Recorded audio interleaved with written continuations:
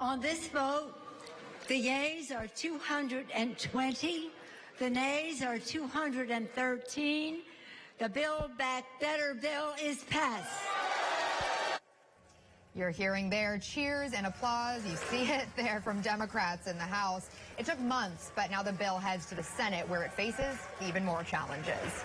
Remember, this $1 trillion package includes money to reduce your prescription costs, expand Medicare, as well as universal pre-K. There's also billions of dollars in it to fight climate change. Newsy congressional correspondent Stephanie Liebergen joins us live from inside the Capitol, just near where that action all happened this morning. And Stephanie, you've been reporting on this for months now, and a Build Back Better vote has finally happened on the House floor. Did it go as planned? Despite the minority leader in the House, Kevin McCarthy, delaying the vote with his 8.5-hour floor speech that lasted until 5 o'clock this morning. Yes, when the vote did happen today, it really happened as expected. There was only one Democrat who voted against the bill. That was Representative Jared Golden of Maine, and he was on the record opposing the Build Back Better bill before today's vote, so his vote wasn't really a surprise. However, he has left the door open to support future versions and changed versions of Build Back Better. So it's certainly possible that when the bill eventually comes back to the House, which is what we're expecting, that Golden could vote for a future version of it. And as expected, all Republicans in the House voted against the bill. And the Congressional Budget Office's math that we learned yesterday showed a $160 billion funding gap for the bill when you include increased money from IRS enforcement. So how were lawmakers responding to that?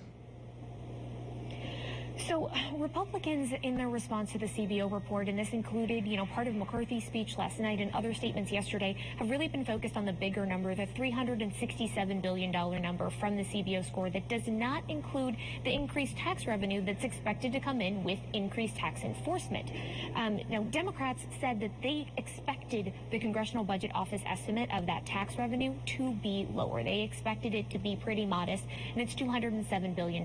Democrats think that number should be more like $400 billion, which would be enough to make up the gap that was identified by the Congressional Budget Office. But Representative Neal, who chairs the Ways and Means Committee in the House, he made a point today after the bill passed to say that the average American taxpayer wouldn't need to worry about increased enforcement from the IRS. If you are a working American, because of withholding taxes, we have north of 95% compliance in America. We should be proud of that. That means that people who get paid week to week with wages, they pay their share. The problem is in the upper echelons of the American economy now. Republican IRS commissioners and Democratic IRS commissioners, they all agree on that principle. Now, former IRS commissioner has said potentially up to $1 trillion in unpaid taxes could be sitting out there from people avoiding current existing loopholes in the tax system. So there's definitely a lot of variance in exactly how much money increased IRS enforcement could bring in, but the numbers out from the CBO among the most modest. Now, Stephanie, we saw that video of the Democrats clapping and cheering and showing much joy for passing this bill. But this is not the end. As you mentioned, it still needs to go to the Senate, and then it could go back to the House. So just walk us through a little bit more about what's next for Build Back Better. Absolutely. So Senate Majority Leader Chuck Schumer already out with a statement today applauding the House for passing the Build Back Better and pledging to, get to work on it in the Senate as quickly as possible. Now, he noted that there is some technical and procedural work that will need to happen with the Senate parliamentarian because Democrats are using this special reconciliation process that allows them to pass the bill with just a simple majority, avoiding that filibuster and avoiding that 60-vote threshold.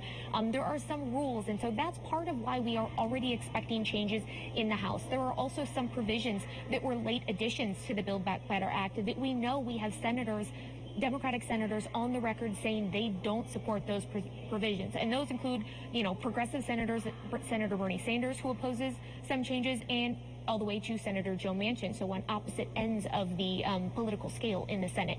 So that's part of the reason why we're expecting changes. And then, of course, because both chambers need to pass the exact same bill, it will ultimately go back to the House. But House Speaker Nancy Pelosi said today that she will continue to work with the Senate and with the White House to make sure that whatever does get passed through the Senate is also on track to get passed through the House again. All right, Newsy congressional correspondent Stephanie Liebergen live for us on Capitol Hill.